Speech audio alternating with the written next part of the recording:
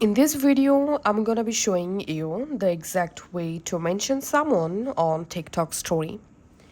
Just launch the TikTok app and log into your account. Then go to your profile and tap on this plus icon to make a new story.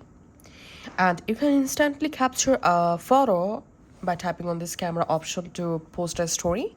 So in my case, I'm selecting a photo from my library or gallery.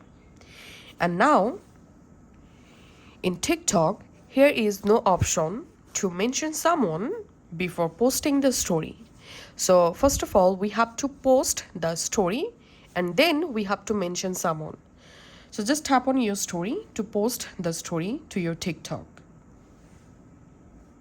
Once the story is successfully published, tap this story and now tap on this three dot, and then here you'll find this mention option. Just tap on that. And now just select one or multiple accounts to mention. So that's how you can actually mention someone in our TikTok story. Thanks for watching.